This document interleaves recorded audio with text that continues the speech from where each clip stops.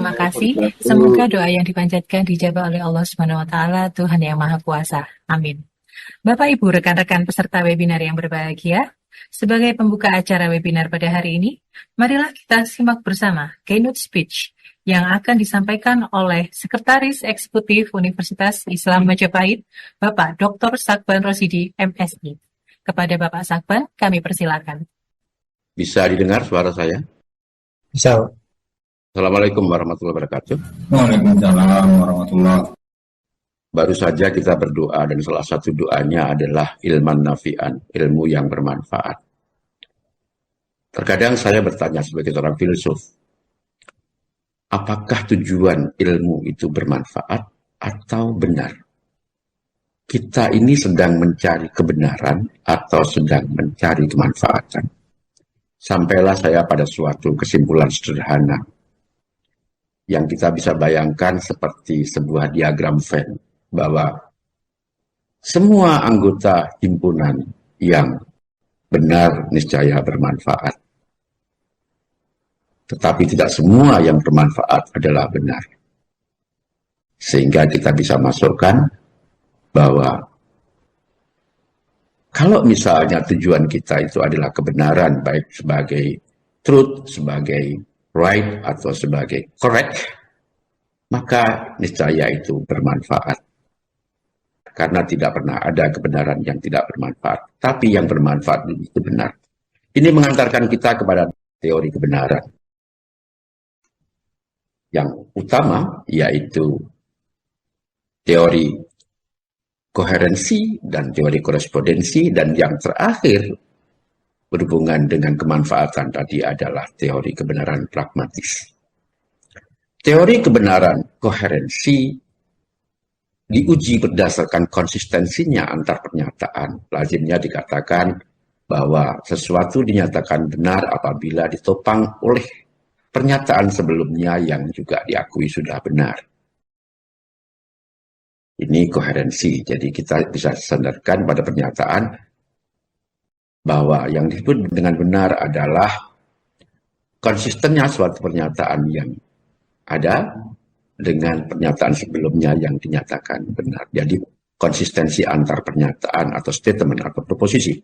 Kemudian yang kedua adalah teori korespondensi yang menyatakan bahwa kebenaran itu adalah apabila ada relasi, ada korespondensi antara pernyataan dengan kenyataan, between statement and reality. That is our problem. Itu masalah kita berhubungan dengan yang namanya big data. Berhubungan dengan yang namanya big data, tantangan terbesarnya adalah ketika kita dihadapkan kepada teori korespondensi yang mengadili suatu pernyataan berdasarkan relasinya dengan kenyataan. Ini jadi masalah. Karena dalam big data ada kecenderungan kita menganalisis data bukan sebagai representasi dari realitas yang sebenarnya. Baru saja saya menjelajahi persoalan ini sehingga sampai kepada kesimpulan bahwa ternyata sekarang ini beda antara analisis dengan analytics. Baru saja saya paham soal itu. Nah, sehingga ketika kita menganalisis data yang besar, sebagaimana yang ada dalam big data yang terkenal dengan ukurannya yang besar, dengan jumlahnya yang banyak, dengan kecepatan berubahnya yang luar biasa, gitu. Itu benarkah yang kita analisis itu adalah realitas? Kalau ini tidak bisa dipenuhi, maka akan berlaku apa yang disebut sebagai prinsip GIGO, garbage in, garbage out. Karena hasil temuan findings atau result of analysis itu depends on the quality of inputs of data. Jadi kalau yang kita olah itu adalah sampah, maka kesimpulannya pastilah juga sampah, terkecuali terjadi transformasi di dalamnya, ya, seperti sampah bisa menjadi minyak. Tapi kalau itu data, saya pikir akan tetap seperti itu. Nah, jadi ada persoalan-persoalan tentang hubungan antara data dengan realitas. Saya membuat beberapa pertanyaan terkait dengan big data serta prospeknya termasuk kaitannya dengan official statistics. Ya, itu.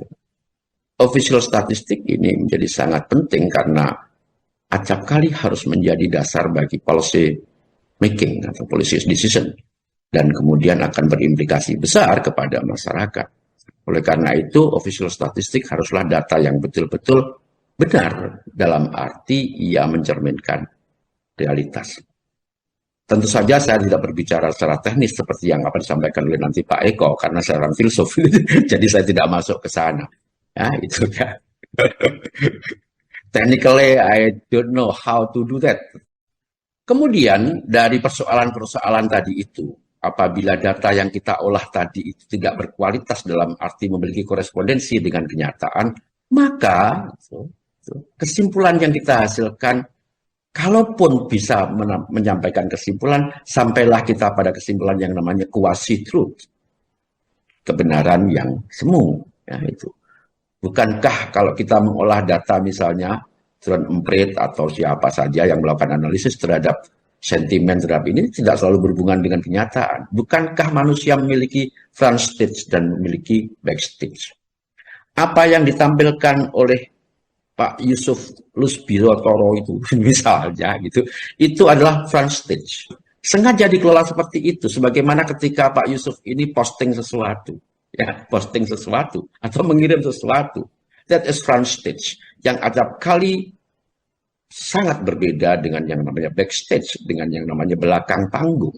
Apa yang kita kemukakan bukanlah apa yang kita lakukan. Yang kita kemukakan saja belum tentu sesuai dengan maknanya. Misalnya kita bisa bedakan bahwa ada beda antara utterance dengan intention, ya gitu. Ketika saya mengatakan, Mbak Tika dari Unim itu cantik, tetapi tangan saya begini, itu artinya apakah cantik? Bukan. Ya, gitu. Nah, jadi itu harus dikemukakan. Ketika data yang dianalisis verbal, maka ia berarti cantik, tetapi ketika dianalisis visual, ia berarti tidak cantik. That is the difference between utterance and intention. Nah, belum lagi antara utterance dengan reality. Jadi banyak masalah, terutama berhubungan dengan human sciences, berhubungan dengan fenomena sosial. Tetapi kalau berhubungan dengan misalnya inderaja dengan citra satelit, itu saya percaya. Misalnya salah satu hasil kajian BPS yang saya baca, ada 3 tahun itu, saya baca semua, salah satunya dengan menggunakan citra satelit listrik yang kemudian dihubungkan dengan pertumbuhan ekonomi atau dengan kesejahteraan masyarakat. Ya mungkin ada hubungannya, tetapi penjelasannya seperti apa. Itu juga menjadi persoalan. Konsep yang agak sulit kemudian berhubungan dengan konsep kausalitas. Mengapa? Karena cita-cita tertinggi ilmu adalah menemukan kausalitas, mana sebab, mana akibat. Dalam rangka apa? Dalam rangka mengontrol sebab untuk menghasilkan akibat tertentu. Jadi, kita biasa kemukakan bahwa fungsi ilmu ada beberapa. Yang pertama adalah to describe reality, memaparkan kenyataan. Untuk memaparkan kenyataan kita butuh penamaan, namanya konseptualisasi. Dari konseptualisasi itulah kemudian kita memiliki sejumlah konsep yang dihubungkan kalau memiliki time order dan kemudian ada logical explanation-nya, ada penjelasan logisnya, maka kita bisa kemukakan itu sebagai akibat, sebab akibat. Nah, jadi setelah to describe, maka kita berusaha to explain. To explain here means to identify which are causes and which is effect. Lazimnya dalam penelitian yang paling dipercaya untuk menemukan kausalitas adalah eksperimen. Nah, korelasi atau dalam bahasanya John Stuart Mill disebut concomitant variation, itu secara filosofi ia bukan sebab akibat, bahkan acap kali merupakan coincidence, suatu kejadian yang sederhana saja. Kovariasi adalah bahasa statistik, sedangkan korelasi adalah bahasa riset. Itu dua hal yang berbeda. Nah, setelah to explain reality, yang berarti menemukan mana sebab, mana akibat, maka kita bisa masuk ke tahap teknologi, yaitu tahap yang namanya to control. Ya, itu to control. Itulah kenapa Francis Bacon menyatakan bahwa knowledge is power. Pengetahuan adalah kekuatan, kekuasaan. The more we have knowledge, the more we have power. Nah, masalahnya knowledge di sini haruslah knowledge yang valid, bukan banyaknya pengetahuan. Banyaknya pengetahuan yang campur aduk antara benar dengan salah itu bukan pengetahuan. Nah, oleh karena itu dalam perspektif Popperian science itu, maka tugas ilmuwan, tugas saya itu adalah to falsify, menyalahkan. Jadi tugas saya adalah menyalahkan semuanya Pak Eko Hardianto. Itu tugas saya. Nah, kalau ternyata Pak Eko gagal disalahkan, ya, temuan-temuannya gagal disalahkan, itu akan menjadi sebuah tambahan bagi bangunan pengetahuan yang valid. Bangunan pengetahuan yang valid. The problem here, we have so many information from big data. Masalah yang kita hadapi sekarang adalah kita memiliki begitu banyak data gitu, yang campur gitu ya, itu antara yang valid dengan yang tidak valid. Itu masalah utama yang kita miliki. Jadi ada beberapa problem ketika kita mau menggunakan big data sebagai bagian dari science, walaupun sekarang ada yang namanya data science itu. Yang pertama adalah tadi hubungan antara data dengan realita. Ya, ini data dengan realita. Dan ini keren sekali kalau dibicarakan dalam konteks Indonesia, Pak Eko. Jadi misalnya gitu ya, itu saya suka mengemukakan kebanyakan sarjana kita itu utang kompetensi dibanding kualifikasinya. Itu ya, utang kompetensi. Artinya apa? Our qualification is not the same as our competence. Ya, itu. Ada guyonan, ini ada doktor rasa, master, ada master rasa, apa undergraduate, ada undergraduate rasa. Nah, that is the problems like what happen in big data analytics, ya, gitu. Jadi antara pernyataan yang dengan ya realitas. Jadi ini tantangan-tantangan besar bagi yang dihadapi oleh teman-teman di big data science, ya. Kemudian yang terakhir adalah tadi saya sebut, kalau itu tidak mencerminkan, dan bahkan ia adalah pernyataan-pernyataan yang kemudian kita olah, gitu, yang tidak mencerminkan kenyataan. Sebagai contoh, saya ini suka posting sedang olahraga, Pak Eko. Tapi sebetulnya saya tidak sedang olahraga. Saya sedang sedentary behavior, sedang bermalas-malasan gitu. Nah, itu kalau kemudian diolah sebagai sesuatu yang nyata menjadi masalah, dan apa yang kita dapat nanti adalah kebenaran menurut sejumlah pernyataan verbal. Ya, itu pernyataan verbal. Nah, ini yang kemudian kita kenal dengan istilah post-truth. Jadi post-truth itu adalah kebenaran, itu bukan kebenaran sebetulnya, itu adalah sesuatu dinyatakan benar karena begitu banyak orang. Nah, itu. Padahal dalam filosofi of science kita mengenal, dalam logik kita mengenal bahwa kebenaran tidak mengenal voting. Ya, kebenaran tidak mengenal voting. Data Anda yang besar tidak senantiasa mencerminkan. Oleh karena itu saya jadi ingat obrolan saya dengan Pak Eri di BPS itu. Ya, kita kadang-kadang kalau membuat survei, membuat ini gitu ya, kita berpikir orang Indonesia tidak bisa membedakan antara polling dengan survei. Gitu ya. Nah, survei sebagai metode untuk to describe reality in a simple method gitu, itu menjadi dikalahkan. Loh, jumlahnya kan banyak sana. Loh, bukan soal itu. Ini kan soal representations of reality itu. Itu kan soal itu. Jadi itu jadi masalah. Nah, oleh karena itu kembali kepada post-truth tadi, itu salah satu bahaya dari penggunaan data yang tidak berdasarkan pengumpulan langsung itu adalah itu tadi.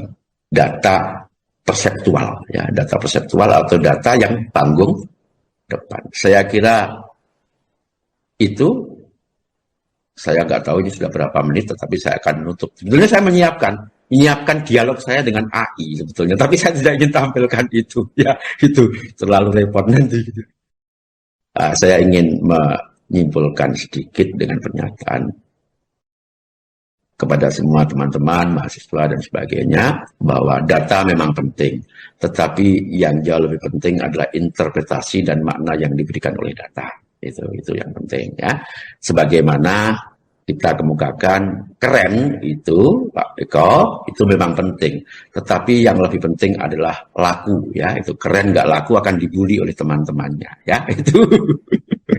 Oke, saya kira itu pengantar saya, keynote speech saya ada sejumlah tantangan yang dihadapi oleh data science dan tantangan yang dihadapi oleh BPS yang ingin menjadikan big data sebagai bagian dari official statistics gitu ya, itu yang bisa digunakan sebagai dasar pengambilan keputusan gitu, bahkan untuk memperbaiki sesuatu itu harus terus nantiasa diperbaiki. Hal yang penting dalam ilmu adalah mekanisme self correction ya, mekanisme self correction, mekanisme untuk mengoreksi diri sendiri.